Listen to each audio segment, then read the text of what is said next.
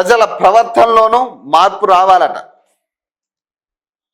నేర స్వరూపం మారుతున్నందున పోలీసులు అప్గ్రేడ్ కావాలట. తెలంగాణ పోలీస్ ఆఫీసర్స్ రీట్రీట్ 2026లో సీఎం రేవంత్ రెడ్డి అట. ప్రజల ప్రవర్తనలోనూ మార్పు రావాలని, లేదంటే ఎన్ని సంస్కరణలు తెచ్చినా ప్రయోజనం ఉండదని సీఎం రేవంత్ రెడ్డి అన్నారట. మనం అమెరికాకు వెళ్తే ఒకలా ఉంటాం, ఇక్కడ ఒకలా ఉంటాం. అక్కడికి వెళ్తే వాటర్ బాటిల్ను డస్ట్బిన్లో పడేస్తాం. మరి ఇక్కడ ఏం చేస్తున్నాం అనేది ప్రజలే ప్రశ్నించుకోవాల్సిన అవసరం ఉన్నదని అన్నారు. లావిష్ లైఫ్ అనుభవించేందుకు నిధులు లేవని, సంక్షేమ పథకాలు కూడా ఎక్కువగానే ఉన్నాయని గుర్తు చేశారట. ఏంది అర్థం కాలేదు. లావిష్ లైఫ్ అనుభవించేందుకు నిధులు లేవని అట. ఏ లావిష్ లైఫ్ ఎవరు అనుభవించడానికి? మీరు అనుభవించడానిక? ఎవరు అనుభవించడానికి? ఇది సంక్షేమ పథకాలు కూడా ఎక్కువగానే ఉన్నాయని గుర్తు చేశారట. సంక్షేమ పథకాలు ఎక్కువ ఉన్నాయి, ఎక్కువ పెట్టిరు మీరు, కానీ అవి ఇవ్వట్లే. ఎక్కువ మీరు అనౌన్స్ చేసిన ఎక్కువే, కానీ అవి వాస్తవానికి రావట్లే ఎవరికి. ఇప్పుడు మనం అమెరికాతో మనం పోల్చుకున్నాం కదా. ఇప్పుడు ముఖ్యమంత్రి అమెరికాతో పోల్చిండు. అమెరికాకి వెళ్తే ఒకలా ఉంటాం, మనం ఇక్కడ ఉంటే ఒకలా ఉంటాం. అక్కడ ఏదైనా వాటర్ బాటిల్ తాగినా కూడా డస్ట్బిన్లోనే పడేస్తాం, ఇక్కడ అట్లా కాదు రోడ్ల మీద పడేస్తాం అనే కాడికి ఆయన మాట్లాడింది కదా. నేను ఒకటి మాట్లాడతాం. తెలంగాణ రాష్ట్రాన్ని డస్ట్బిన్ చేస్తూ ఉన్నారు కదా మీరు. కంప్లీట్ తెలంగాణ రాష్ట్రాన్ని ఒక డస్ట్బిన్లా మార్చే ప్రయత్నం చేస్తున్నారు కదా మీరు. ఏదైనా వివిధ కారణాలు ఏదైనా కానీ ప్రజల్ని రోడ్డును పడేసే ఏదైనా కానీ, ఏ విషయాల్లోనైనా కానీ, ఇప్పుడు అవుట్ సోర్సింగ్ విషయాలే ఉన్నాయి, వాళ్ళని రోడ్డును పడేసిర్రు. నిరుద్యోగులను రోడ్డును పడేసిర్రు. ఉద్యోగులు రిటైర్ అయిన తర్వాత రిటైర్మెంట్ ముందు దాచుకున్న పైసల్ని రిటైర్మెంట్ అయిన తర్వాత కూడా మీరు ఇవ్వకుండా వాళ్ళని కూడా రోడ్డుకు పడేసిరు కదా. దాదాపు 63 మంది చనిపోయారు కదా రిటైర్ ఎంప్లాయీస్.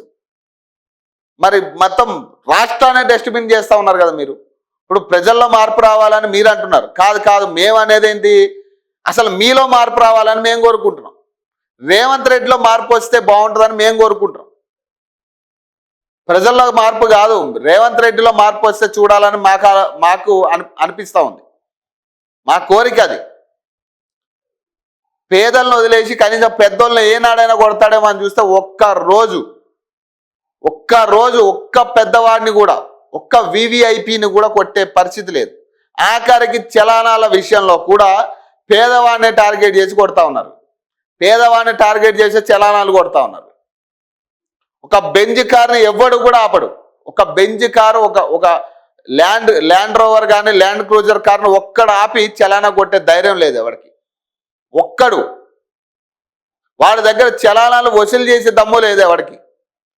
కానీ ఇష్టాసర మా అకౌంట్లోంచి పైసలు తీసుకుంటామని మీరు అనౌన్స్ చేస్తారు. మేము అనుకుంటున్నాం మీరు ప్రజలు మారాలంటున్నారు. కాదు మేము ముఖ్యమంత్రి మారాలంటున్నాం. మేము ముఖ్యమంత్రి మారితే తెలంగాణ కనీసం బాగుపడే పరిస్థితి అయినా ఉంటుంది. లేకపోతే ఇదే కంటిన్యూ అయిందంటే ఖచ్చితంగా 3 సంవత్సరాల్లో నామరూపాలు లేకుండా చేస్తారు. మళ్ళీ నామరూపాలు లేకుండా. ఏ రాష్ట్రమైనా అభివృద్ధి చెందాలంటే శాంతి భద్రతలు అదుపులో ఉండాలని చెప్పారట. రాష్ట్రంలో పాలసీ పెరాలసిస్ ఉండకూడదనే తెలంగాణ రైజింగ్ 2047 పాలసీ డాక్యుమెంట్ను ఆవిష్కరించుకున్నామన్నారట.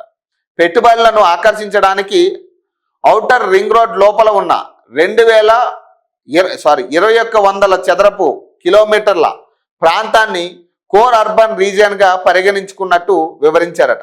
ముంబై, చెన్నై నగరాల వరదలతో సతమతం అవుతున్నాయని, అలాంటి మెట్రోపాలిటన్ నగరాల నుంచి మనం గుణపాఠం నేర్చుకోవాల్సిన అవసరం ఉందంటున్నాడు. ఇప్పుడు ఇక్కడ ఏమంటున్నా శాంతి భద్రతల గురించి అంటున్నాడు. ఇప్పుడు పోలీసుల్ని ప్రహారీగా పెట్టుకుని, వందలాది మంది పోలీసులు ప్రహారీగా పెట్టుకుని ఇళ్లను కూల్చడానికి మనం పోతున్నాం. ఇక శాంతి భద్రతలు ఏడుంటాయి అబ్బా? పోలీసులు ఎవరికి పని చేస్తూ ఉన్నారు? ఎవరినైనా కానీ రోడ్డు మీదకి వచ్చి కనీసం వాళ్ళ కష్టం చెప్పుకునే పరిస్థితి కూడా లేదు ఈరోజు. ఇదే భూములు ఖాళీ చేయించినప్పుడు వందలాది మంది పోలీసులు పెట్టారు. మళ్ళీ ఇప్పుడు వాళ్ళ పాపం వాళ్ళ కష్టం చెప్పుకుంటా ఉంటాయి ఛానల్స్తో, వాళ్ళని భయపెడతా ఉన్నాడు. ఒక్కడైనా ఎవడైనా ఛానల్లో కనపడితే వదిలేదు లేదని చెప్పి వాళ్ళు భయపెడతా ఉన్నారు. అంటే ఇప్పుడు ఎవరికి పనిచేస్తూ ఉంది పోలీస్ డిపార్ట్మెంట్? మరి ఇప్పుడు ఎదురుగా ఏదైనా తప్పు జరుగుతున్నప్పుడు పోలీసులు కాపాడాలా, ఆదుకోవాలా. పోలీసు వ్యవస్థ ఉన్నది దానికే. అలాంటిది పోలీసులే మీకు అండగా ఉండి రివర్స్లో దౌర్జన్యం చేస్తున్నది పేదవాళ్ళ మీద. పాపం పోలీసులు కూడా ఏం చేయలేని పరిస్థితిలో చేతులు ఎత్తేసే పరిస్థితి కూడా ఉంది మీరు పెట్టే ప్రెజర్కి. మరి ఇంత దౌర్జన్యం రాష్ట్రంలో చేస్తున్నప్పుడు ఇంకా శాంతి భద్రతలు ఎక్కడి నుంచి వస్తాయి చెప్పండి? ఇంకా ఏం అప్గ్రేడ్ చేస్తారు మీరు? ఏ డిపార్ట్మెంట్లో దేన్ని అప్గ్రేడ్ చేయడానికి ఉంది మీకు? మీరు అప్గ్రేడ్ చేసుకుని మీకు ఎట్లా పనిచేయాలో ఉపయోగించుకోవాలి వాళ్ళని అనే దాని మీద మాట్లాడతారు తప్పితే, ఆ పోలీస్ డిపార్ట్మెంట్ అప్గ్రేడ్ చేసుకుని మీరు ఎట్లా వాడుకోవాలి వాళ్ళని అనే ఆలోచన తప్పితే, నిజంగా అక్కడ అన్యాయం జరుగుతుంది. ఇల్లు కూల్చడం అన్యాయం అయితే కనీసం పోలీస్ డిపార్ట్మెంట్ కాపాడాల్సింది పోయి వాళ్ళు అడ్డుగా నిలబడ్డారు కదా పేదలకి, లోపలికి పోనీయకుండా. చివరి చూపు కూడా దక్కనివ్వకుండా చేసిరు కదా ఆ ఇళ్ళ విషయంలో. కాబట్టి ఇక్కడ మేమేమంటున్నాం, మీరు ప్రజలు మారాలని మీరు అంటున్నాం. కాదు, మాకు ముఖ్యమంత్రి తీరు తెన్ను మారాలని మేము అంటున్నాం. ముఖ్యమంత్రి ఆలోచనలు మారాలంటున్నాం. నైట్ లైఫ్ లాంటివి పెట్టొద్దురా బాబు. నైట్ లైఫ్ పెట్టడం వల్లే అమ్మాయిల మీద అగాత్యాలు జరుగుతూ ఉన్నాయి, గంజాయి బ్యాచ్ తయారవుతుందని. అసలు నైట్ లైఫ్ వద్దురా బాబా అని మేము అనుకుంటుంటే, లేదు నైట్ లైఫ్ పెడతానని ఆయన అంటున్నాడు. ఇది ముఖ్యమంత్రి ఆలోచన? ఒక ముఖ్యమంత్రిగా ఆలోచించే విధానం ఇదా? నైట్ లైఫ్లో ఎవడు పార్టిసిపేట్ చేస్తారప్ప? నైట్ లైఫ్ అంటే ఏముంటుంది చెప్పు? అందులో నైట్ లైఫ్ అయితే ఏముంటుంది చెప్పు? అసలు పబ్బులే తెరవడం తప్పని మేమంటుంటే, లేదు నైట్ లైఫ్ ఉండాలి, నైట్ లైఫ్లో పిల్లలతో ఎంజాయ్ చేస్తారు అందరూ అంటే ఏం ఎంజాయ్ చేస్తారు? ఏముందని ఎంజాయ్ చేస్తారు? ఏ రూపాయి ఉందని? ఎవడు బాగుపడ్డాడని ఎంజాయ్ చేస్తాడు చెప్పండి?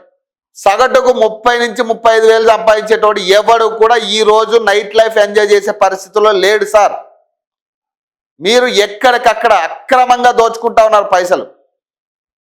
ఏ రూపంలో అయినా కానీ, ట్యాక్స్ రూపంలో కూడా మీరు చేసిన 1,00,000 కోట్లకు కూడా మిత్తులు కట్టేది ఎవడు?